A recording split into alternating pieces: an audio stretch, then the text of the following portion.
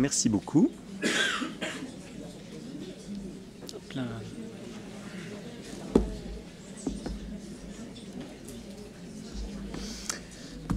Bonjour à tous et à toutes. Je me présente, je suis Pierre Ancet, je suis effectivement maître de conférence en philosophie. Alors vous vous demandez peut-être en quoi la philosophie peut vous aider dans un tel contexte. Eh bien, effectivement, il y a des éléments dont vient de parler Béatrice qui se retrouvent dans des situations apparemment très différentes, des situations de handicap.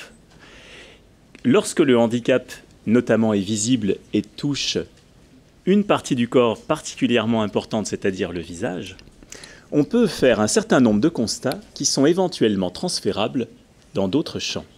Alors j'ai beaucoup travaillé personnellement, vous vous dites peut-être un philosophe, finalement il n'a peut-être pas travaillé tant que ça avec les personnes concernées. Eh bien si, avec notamment Marcel Nuss, que vous voyez ici, qui est un auteur, consultant, conférencier, écrivain de poésie, de littérature, mais aussi atteint d'amyotrophie spinale infantile qui l'a laissé entièrement paralysé depuis 45 ans. Et donc son apparence, entre autres, est extrêmement préjudiciable dans la relation qu'il peut avoir avec autrui. On a travaillé ensemble, vous voyez, on a coécrit un dialogue, parce que le but du dialogue, c'est justement qu'on respecte la parole de chacun, et non pas qu'un universitaire demande à quelqu'un qui ne peut pas bouger ou qui a une apparence désagréable, semble-t-il, pour autrui, de s'expliquer. Lui pouvait aussi me poser la question inverse, qu'est-ce que ça donne quand on peut bouger? Et qu'est-ce que ça fait d'être finalement banal quand on est vu? C'est très intéressant de renverser cette perspective. Donc ce n'est pas par narcissisme que vous voyez, c'est en fait parce que j'y ai mis de moi-même dans la perspective. Et cet homme en plus, il est marié, il a été marié, il a eu des enfants, il s'est remarié, vous voyez, avec une belle jeune femme récemment, ce qui ne laisse pas de poser énormément de problèmes aux hommes.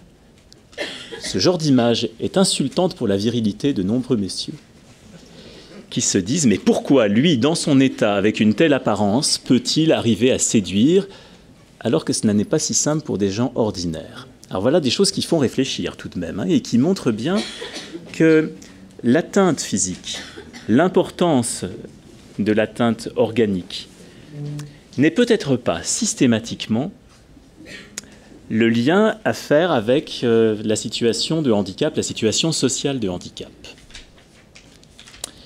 En tout cas, ça fait réfléchir, j'espère au moins vous faire réfléchir. Je dis bien le lien existe, bien entendu, mais le lien n'est peut-être pas aussi direct qu'on peut le penser.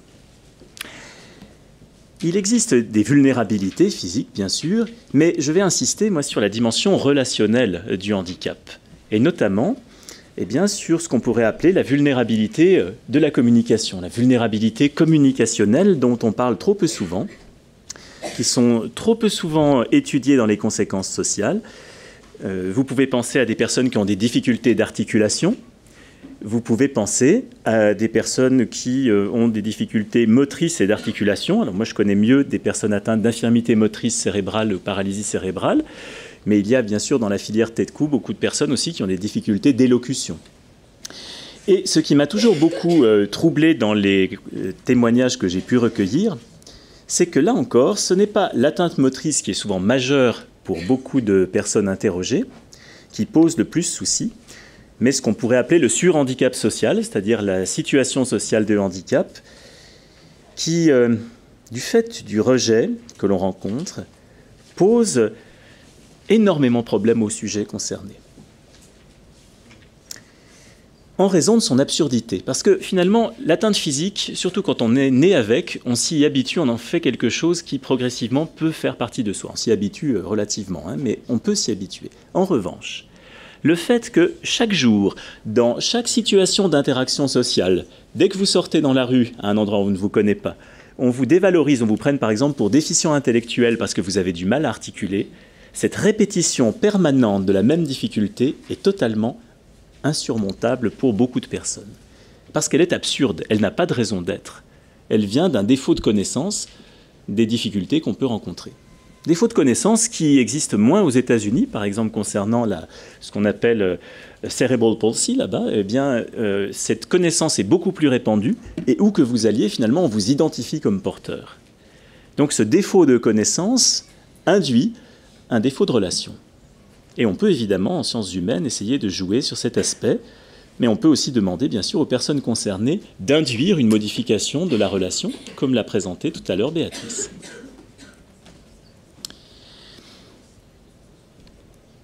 Donc retenez bien cette idée qui, pour moi, est vraiment importante. La situation sociale de handicap n'est pas directement liée à l'importance de l'atteinte organique et fonctionnelle. Alors, ça ne veut pas dire qu'on ne doive pas s'occuper de l'atteinte organique et fonctionnelle. Bien entendu, ne me faites pas dire ce que je n'ai pas dit. Mais cela veut dire que même si on s'en occupe, il n'est pas certain qu'on arrivera à obtenir un résultat suffisamment satisfaisant pour que le lien social soit rétabli. Et des gens qui sont plus à la limite de la normalité souffrent souvent de n'être que à la limite. Alors que des gens qui, comme Marcel que je vous ai présenté tout à l'heure, sont de toute façon hors normes, ils sont bien en peine de se comparer aux autres, et d'ailleurs ils ont appris toute leur vie durant à ne pas se comparer. Ils ont dû se construire dans un décalage par rapport à ce qu'on devrait être socialement. Et finalement, ces personnes-là arrivent mieux à se distancier. Ce qui est plus difficile souvent, c'est d'être entre deux. Je suis presque dans la norme, mais pas tout à fait.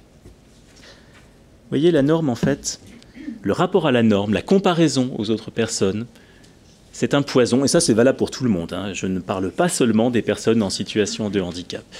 Plus on se compare, plus on a tendance à essayer d'aller dans le sens de ce qui nous apparaît comme étant de l'ordre du normal et de l'idéal de normalité, finalement, plus on risque de se perdre.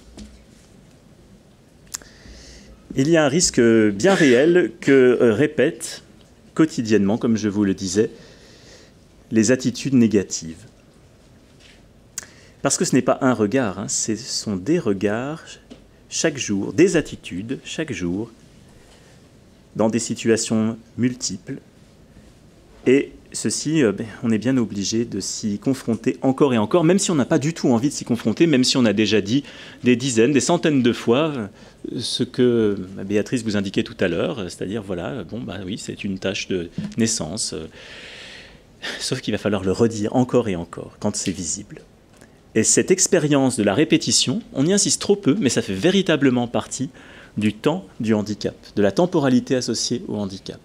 Il y a une sorte de chronicisation ici de la difficulté de la relation, sur laquelle, je pense, on insiste beaucoup trop peu. Parce que c'est comme ça, après, qu'on intériorise, malheureusement, un certain nombre de choses. Alors, surtout quand ça touche le visage, la visibilité, je dis surtout, mais pas exclusivement, parce que dans nos cultures, le visage, c'est le lieu d'identification primaire, c'est par là qu'on vous identifie. D'ailleurs, si on essaye de montrer quelle est votre identité, votre photo d'identité va apparaître immédiatement, c'est votre visage qui va être utilisé. C'est par lui que vous êtes connu et identifié par les autres. C'est une marque, donc une marque sociale d'identité, qui est très riche, peut-être même plus riche que l'ensemble du corps dans sa possibilité d'expression. Bien sûr, on peut se servir de tout le corps pour exprimer, mais enfin, c'est surtout par le visage qu'on lit les expressions et les émotions. Donc lorsque votre visage est atteint d'une paralysie, d'une déformation qui fait que ça vous donne, malgré vous, une déformation involontaire, c'est comme si vous envoyiez aux autres un message qui est inadéquat, qui va les déstabiliser. Il va y avoir dans cette déstabilisation la crainte de la contagion, même si c'est une crainte qui n'a pas lieu d'être. La crainte d'être soi-même renvoyé à notre expérience intérieure du visage. Alors je dis bien expérience intérieure, oui, parce que le visage, il est très largement connu par l'intermédiaire des autres. Le visage, c'est un élément social du corps. En effet, vous voyez quand même beaucoup moins souvent que les autres ne vous voient. Enfin, j'espère, à moins que vous ne soyez entièrement dédié à votre propre apparence. Mais ça vous montre, en fait, que votre visage appartient d'abord à ceux qui vous voient, à l'ensemble de ceux qui vous voient, et ensuite secondairement à vous-même. Et d'ailleurs, dans votre histoire personnelle, il a fallu d'abord que vous appreniez à décoller l'image du miroir qui est là-bas pour la recoller ensuite sur vos sensations corporelles. Parce qu'au début, vous ne savez pas à quoi vous ressemblez lorsque vous avez entre 1 an et 2 ans, entre 12 et 24 mois. Vous ne savez pas encore à quoi vous ressemblez. Et puis petit à petit, vous apprenez à vous connaître, pas à vous reconnaître, puisque vous ne vous êtes jamais connu. Mais il a fallu à un moment donné donc, que vous décolliez l'image pour la coller sur vos sensations intérieures. C'est pour ça que les jeunes enfants font autant de grimaces face au miroir. Ils essayent de sentir le rapport entre ce qu'il y a là-dedans, ce qu'ils sentent, interoception, et ce qu'ils voient là-bas dans le miroir. Donc, le visage de chacun, en fait, relève de cette appropriation médiate, pas immédiate, mais médiate, par l'intermédiaire de ce qui est extérieur. Et donc, le visage est fragile dans l'image de soi parce qu'il appartient d'abord aux autres. Chronologiquement, je ne me suis pas vu d'abord, c'est les autres qui m'ont vu d'abord. J'ai peut-être même eu d'ailleurs d'autres images de mon propre visage avant qui appartiennent à d'autres personnes que je voyais. On dit qu'on est avec la perception du visage maternel. Et puis ensuite, en fréquence d'exposition, c'est évident aussi que notre visage appartient d'abord aux autres. Voilà donc quelque chose qui est important parce qu'à chaque fois qu'on va réfléchir sur ces questions, eh bien, il faudra se souvenir que le visage est comme un masque au creux duquel nous sommes logés. Nous avons appris, on l'a oublié entre-temps, hein, mais nous avons appris à coller ce masque sur nos sensations intérieures. Mais certains doivent s'adapter à de nouveaux masques, après une opération par exemple. Même une opération dite reconstructrice. Lorsqu'on n'a jamais eu d'autre apparence que celle à laquelle on s'est habitué, est-ce qu'elle est vraiment reconstructrice ou constructrice d'une nouvelle forme d'identité à laquelle il va falloir s'adapter? Et quand les autres vous disent « Ah, c'est formidable, ça a vraiment bien fonctionné, on ne te reconnaît plus », est-ce que ce « on ne te reconnaît plus » est si facile à porter?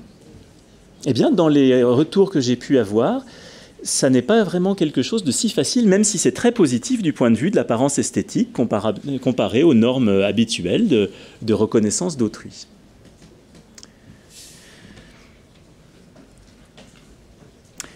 Une apparence, malheureusement pour certaines personnes qui la portent, peut être involontairement outrancière.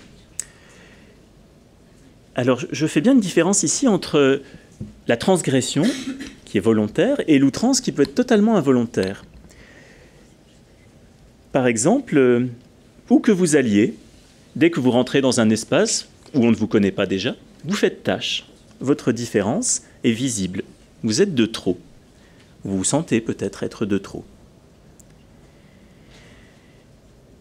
Cette outrance involontaire, on peut en faire quelque chose qui peut être réutilisé dans le cadre des rapports humains. Mais ça demande effectivement un effort. Un effort qui est assez considérable, puisque ça va demander de passer outre par rapport à cette outrance première, de dépasser les limites qui sont imposées par cette apparence, peut-être en construisant son image à travers quelque chose qui permettrait d'être plus visible. Alors pour certaines personnes, effectivement, le visage non standard peut être comme une marque de fabrique. Bah oui, c'est ma marque de fabrique, d'ailleurs je suis né comme ça, et on me reconnaît à travers cette marque. Ou un signe d'identité. Nous avons travaillé, notamment dans le projet En Piste dont parlait tout à l'heure Béatrice, sur certaines figures de personnes qui souhaitent se montrer et souhaitent utiliser, par exemple ici, un évus sur la joue droite de Cassandra No, qui est danseuse, comme moyen d'être visible. Mais parce qu'elle a un métier artistique dans lequel il est bon d'être vu et d'être facilement identifiable et d'être reconnu. Évidemment, quand on a moins envie d'être reconnu, c'est une stratégie moins facile à utiliser. Mais elle disait que c'est un moyen d'être reconnu par tous et toutes. Elle disait d'ailleurs, êtes-vous sûr que la personne qui vous a accouché pourrait vous reconnaître, comme ça a été mon cas, dans la rue? Ah non, mais moi, oui. Elle me demandait de mes nouvelles alors qu'elle ne m'avait pas vu depuis 18 ou 20 ans. Beaucoup de personnes pensent, disait-elle dans sa conférence TED, que j'ai eu beaucoup de mal à trouver des hommes compte tenu de cette différence, parce que celle-ci est évidemment rédhibitoire quant à la séduction. Bon, heureusement qu'ils n'ont pas connu ma propre vie amoureuse.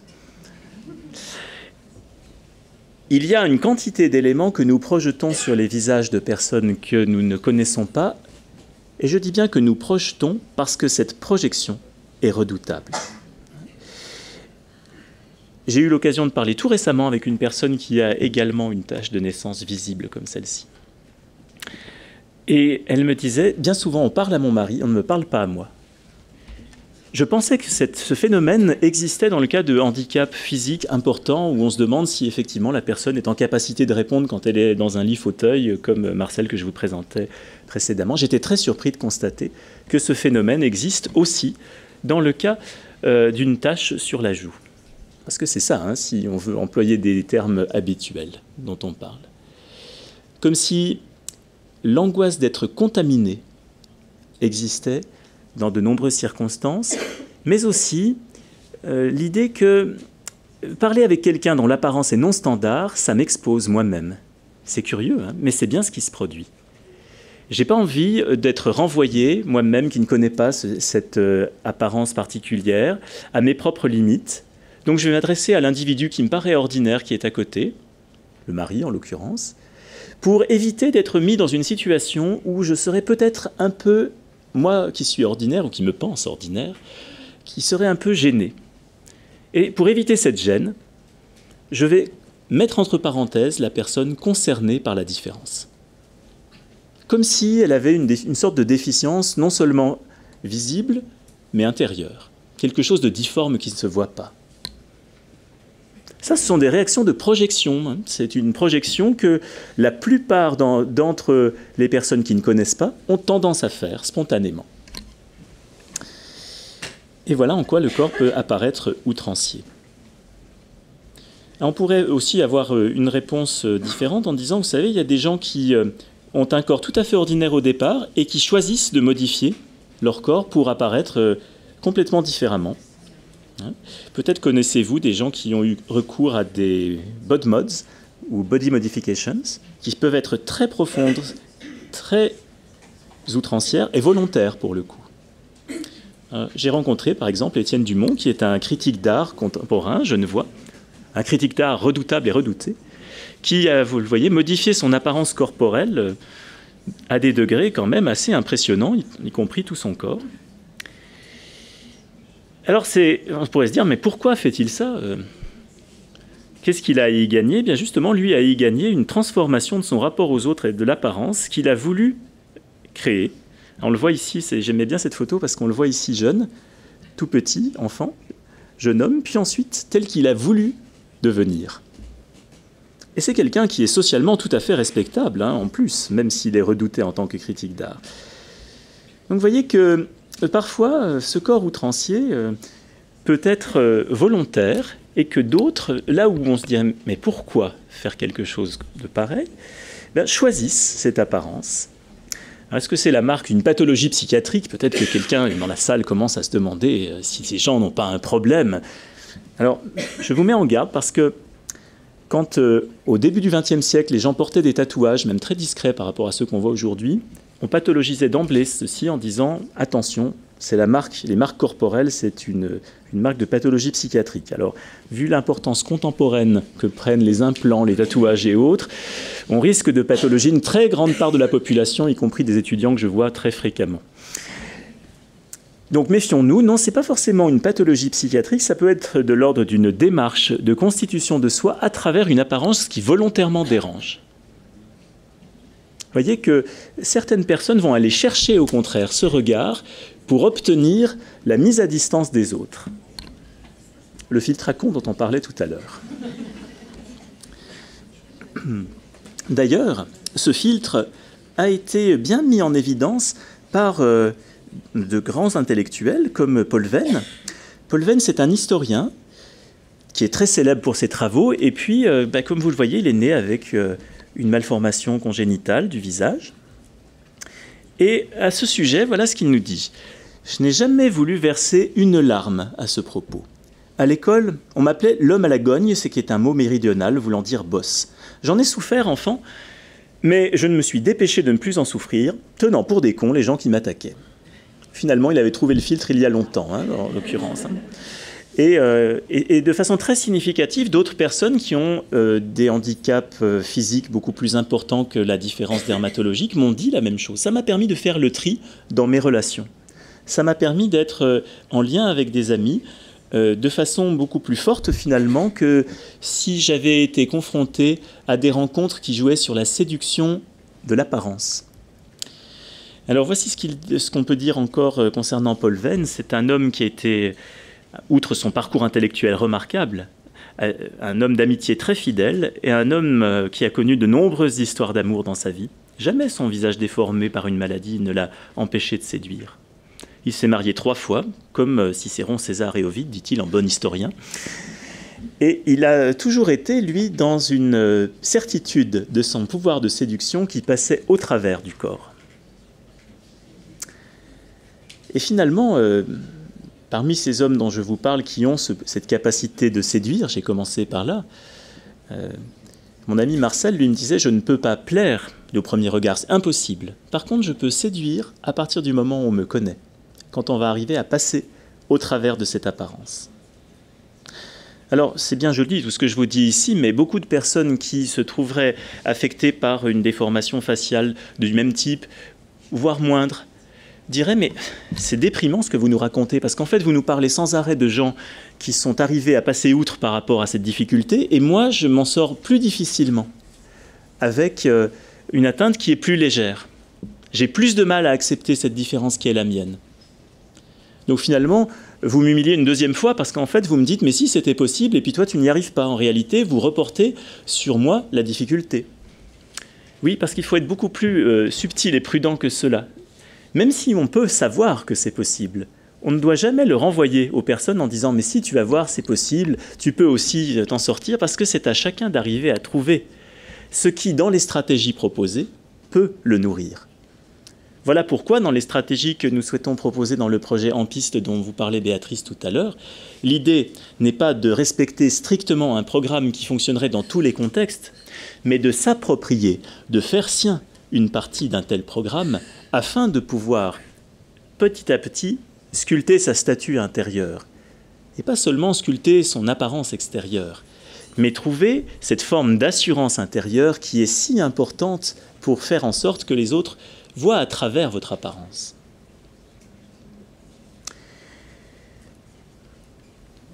Que peut-on, pour conclure sur cette question d'image de soi, je vous rassure, je termine à midi comme c'était prévu.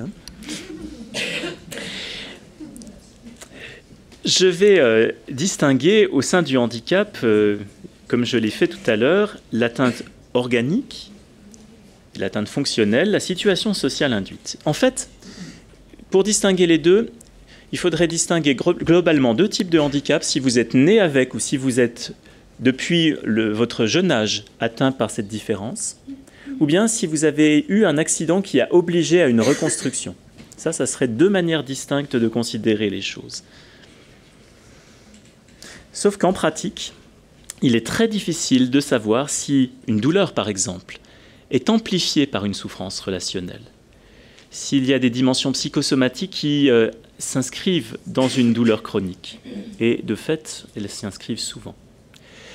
Si la gêne occasionnée par une dysfonction n'est que d'origine organique, ou si cette gêne est aussi liée aux interactions sociales qui en découlent et à la difficulté d'arriver à avoir une relation de personne à personne non parasitée par cette vision. Et beaucoup de personnes, de ce fait, se disent exclues, se sentent être rejetées, parce qu'il se passe une intériorisation d'une identité négative qu'on leur prête. On pourrait se dire, la honte, dont il a été question dans l'exposé précédent, c'est un sentiment social. Finalement, ce sont les autres qui créent cette honte, c'est vrai. Sauf que quand on la vit, la honte n'est plus du tout un sentiment social. Elle est, notamment lorsqu'on a ce type de honte qu'est la honte d'être soi, la honte d'exister ou la culpabilité d'avoir été le sujet d'inquiétude pour ses parents, pour sa famille, c'est quelque chose qui s'inscrit à l'intérieur de soi. En ce sens, il y a intériorisation. L'identité négative, c'est celle que tous ces regards dont je vous parlais, toutes ces attitudes d'évitement, eh bien, toutes ces attitudes se sont inscrites en soi, surtout quand elles sont répétées ainsi quotidiennement. L'intériorisation, elle se nourrit des expériences quotidiennes. Vous comprenez donc que pour lutter contre la honte et contre l'intériorisation, il y a un travail important qui consiste à détordre des habitudes qu'on a inscrites en soi. On en a fait une seconde nature. Arriver à détordre ses habitudes, ça veut dire passer outre par l'intermédiaire d'un très grand nombre d'interactions positives. Il ne suffira pas d'une ou deux interactions positives, même si celles-ci sont précieuses. Mais il ne suffira pas d'une ou deux interactions positives pour arriver à détordre ce sentiment de honte. Il faudra arriver à en construire un nombre suffisant, avec suffisamment de personnes qui soient en relation intime avec soi, et non pas en relation externe avec soi, puisqu'on a parlé justement de la limite de cette relation externe et de la déconsidération sociale. Pour lutter contre l'identité négative, il y a tout un travail personnel à mener, mais aussi un travail d'éducation des populations auxquelles j'ai fait référence, d'habitude de la différence de l'apparence, qui est loin d'être impossible, et qui, au contraire, est l'une des missions que l'on peut se fixer lorsqu'on a cette démarche d'appréhension par les sciences humaines de ces différences visibles. Voilà, je m'arrête là sur l'exposé. Merci beaucoup.